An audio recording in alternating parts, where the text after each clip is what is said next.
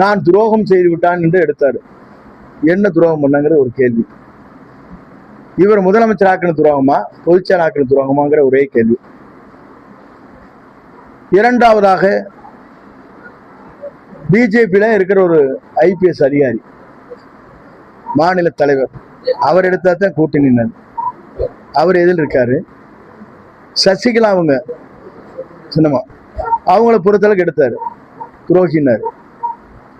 ஜெயிலிருந்து வரும்போது எந்த உதவியும் செய்யக்கூடாது, 5 நாள் பெறால் வந்தது, 5 நாள் முடிக்கிட்டார், அனுமதி கொடுக்க அந்த பேசிட்டு இருக்காங்க.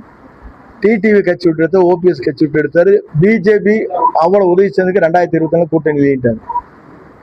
யாருக்கு பிறகு பிரேமலதா வந்தாங்க, அவர் ராஜ்யசபா கூட அவங்க கூட இல்லைன்ட்டாங்க. துரோகத்தின் மொத்த உருவம் தான் பழனிசாமி. ஒண்ணு. இரண்டாவது, திமுக வீழ்த்த வேண்டும் என்பது குறிக்கோளாக நாங்கள் இருக்கிறோம். திமுக அணி தமிழ்நாட்டில் தலை தூக்க கூடாது என்பதிலே தெளிவாக நாங்கள் இருக்கிறோம். இருந்தாலும் ஒரு மனிதனையும் வேணும் ஒருத்தங்கிட்ட. தேர்தல் களத்துல உதயநிதி ஸ்டாலின் பால்ட்டா குடிச்சு செத்திருந்தா பரவாயில்லைங்கிறாரு.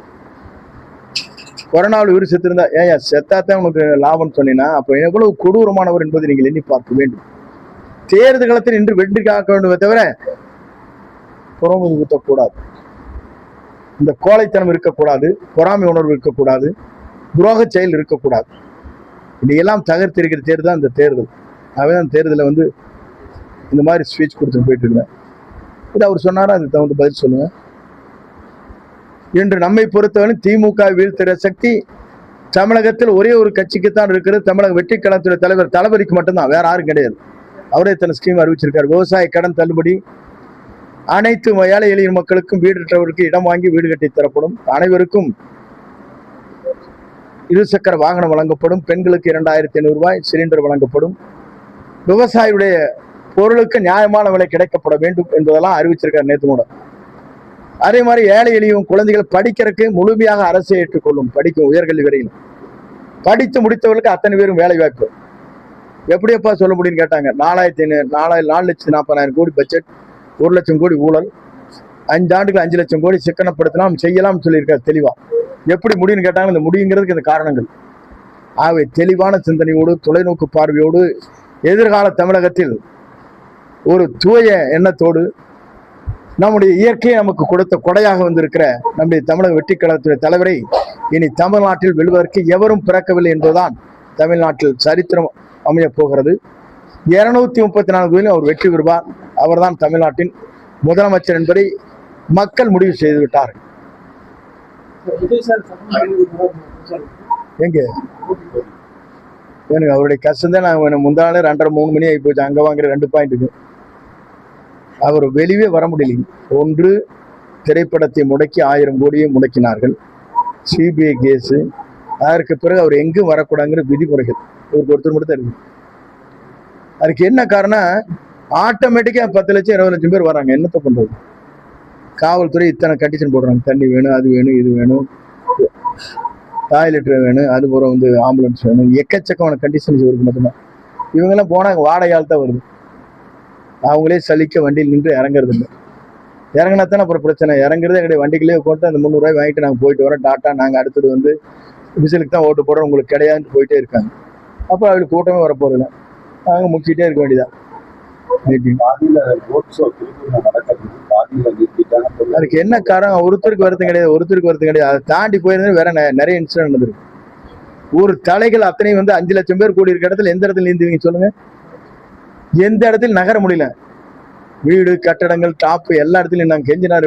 சொன்னது ஞாபகம் இல்லையா? எல்லாம் கீழே இறங்க, தயவு செஞ்சு கரூர் மாதிரி இதாயிடக்கூடாது பயப்பட்டார். இவருக்கு வருகிற கூட்டம் 1 ரூபாய் கூட செலவு செய்யாமல் நேற்றுக்கு 12 லட்சம் பேர் வந்திருக்காங்க தமிழ்நாட்டில். ரோட் ஷோ அண்ட் இதுக்கு பப்ளிக் மீட்டிங். எந்த தலைவருக்கு சொல்லுங்க?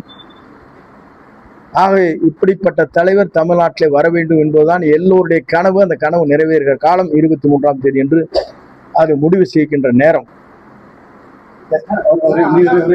எடப்பாடியார் மற்ற தொகுதியில ஒவ்வொரு பாயிண்ட் பேசுறேங்கிறார். கோபிச்செட்டி பாளையத்துக்கு 3 பாயிண்ட் பேசுறேன். இல்ல, ஒரு தடவை பேசி முடிச்சுட்டு போயிட்டாரு. செங்கோட்டையன் துரோகி, அவரை வீழ்த்துவேன், நான் அடுத்தது வெற்றி விழா நடத்துவேன்னு. நான் போய் வெற்றி விழா அங்க நடத்த போறேன். 42 ஆண்டு காலத்திற்கு பிறகு உண்மையாக உழைத்து புரட்சித் தலைவர் எம்ஜிஆர், புரட்சித் தலைவர் அம்மா வழியில் நடந்த எனக்கு எனக்கு முதலமைச்சர் பதவி கிடைக்கிற நேரத்தில் விட்டு கொடுத்த எனக்கு தான் தண்டனை கிடைத்திருக்கிறது. என்னை தூக்கி எறிந்தார்கள். வேதனை கண்ணீரில் 3 நாட்கள் நான் கண்ணீர் விட்டுக் கொண்டிருந்தேன். ஏன் சொல்லுகிறேன் சொன்னால், இன்னைக்கு வர்றாங்க, அட என்னத்தான் நீக்கினா பரவாயில்ல, அண்ணாமலையோட பாவம் பண்ணாரு. பிஜேபி இருக்கிற அண்ணாமலைக்கும் அவளுக்கு என்ன சம்பந்தம்? அண்ணாமலை நீக்கினா தான் நான் கட்சியில வந்து அடைந்து வருவார். இது போன்ற துரோக செயலை செய்கிற ஒரு தலைவன் தமிழ்நாட்டை யாரும் இருக்க முடியாது. சசிகலாவுக்கு துரோகம், டிடிவிக்கு துரோகம், ஓபிஎஸ்க்கு துரோகம், பிஜேபிக்கு முதல் 24 துரோகம், அதுக்கு பிறகு பிரேமலதாவுக்கு கடைசி ராஜ்யசபா கொடுங்க, அவங்களுக்கு துரோகம். அதுக்கு பிறகு என்ன செய்யறான்னு சொன்னா நான் மாற்று கட்சியும் நினைக்கிறேன். என்ன சொன்னாங்கன்னா நீங்க தெரிஞ்சிருப்பீங்க. உதயநிதி ஸ்டாலின் பாட்டில் கொடுத்தானே செத்து இருந்தா நல்லா இருக்குங்க. ஒரு தலைவர் சொல்ற வார்த்தை அது. ஸ்டாலின் கொரோனா செத்து இருந்தா பரவாயில்லைங்க. யாராச்சும் இந்த மாதிரி சொல்லி துரோக புத்தி உள்ள ஒருத்தனை தமிழ்நாட்டில் இந்த அரசியல் ஓடாத விரட்ட வேண்டும் வேண்டாமா சொல்லுங்க. துரோக புத்தி யாருக்குமே இருக்கக்கூடாது. அரசியல் இருக்கலாம், நாகரிகமா இருக்கலாம், பேசலாம், எல்லாம் செத்து போகணும்னு சொல்ற எவனே ஒரு தலைவன்டா அவருக்கு அவ்வளவுதான் அறிவு.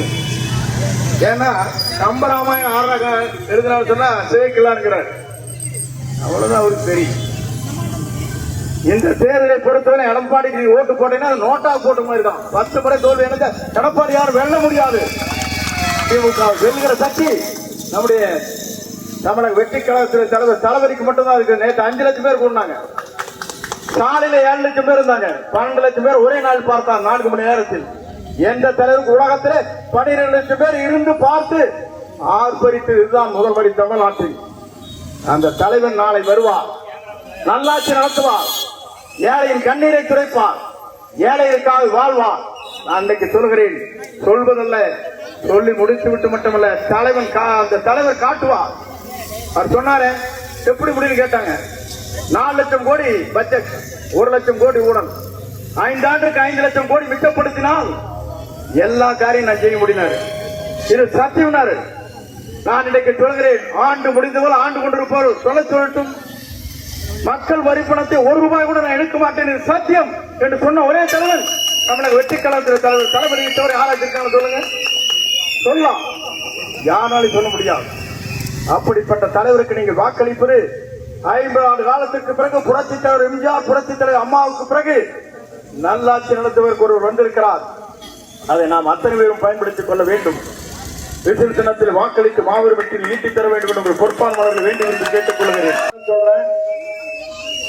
23 தேதி குளிங்க, குளிச்சுட்டு காலையில அப்பா அம்மா காலில் விழுதுங்க, தாத்தா பாட்டி காலில் விழுதுங்க, சித்தப்பா சித்தி காலில் விழுதுங்க.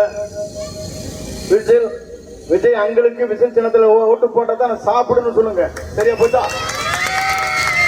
அதை சொன்னீங்கன்னா முடிஞ்சு போச்சு கதை. இதை சொல்லி நீங்க ஒவ்வொருத்தரும் ஓட்டு கேட்கணும். எப்படி இதை செய்கிறீர்களானால் உங்களுடைய தலைமுறை வாழும்.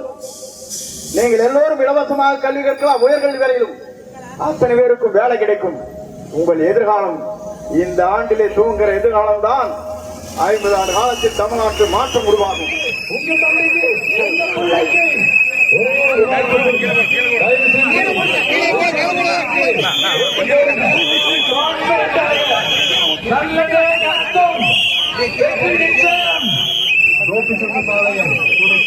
செங்கோட்டையன் அவர்கள் நம்ம வீட்டில் நம்ம குடும்பத்தில் இருக்கிற ஒருத்தரதா நான் செலக்ட் பண்ணியிருக்கிறேன்.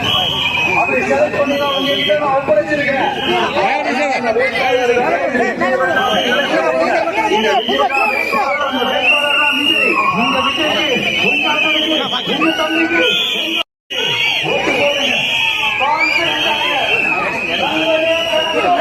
மேல ஓட வேண்டாம், மேல ஓட வேண்டாம்,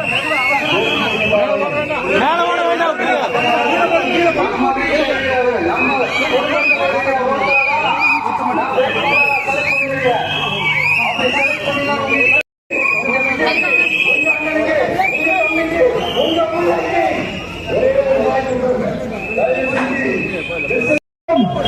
வெற்றி நிச்சயம். ஜோதிச்செட்டிப்பாளையம் திரு கே.ஏ. செங்கோட்டையன் அவர்கள் நம்ம வீட்டில் இருக்கிறவர், நம்ம குடும்பத்தில் இருக்கிற ஒருத்தர் தான் நான் வேட்பாளரை செலக்ட் பண்ணிருக்கிறேன். அப்படி செலக்ட் பண்ணி தான் உங்ககிட்ட நான் ஒப்படைச்சிருக்கிறேன். அதனால அந்த வேட்பாளர் வேற, இந்த விஜய் வேற அப்படின்னு நினைச்சிடாதீங்க. இந்த விஜய் தான் வேட்பாளர், அந்த வேட்பாளர் தான் விஜய். உங்க விஜய்க்கு, உங்க அண்ணனுக்கு, உங்க தம்பிக்கு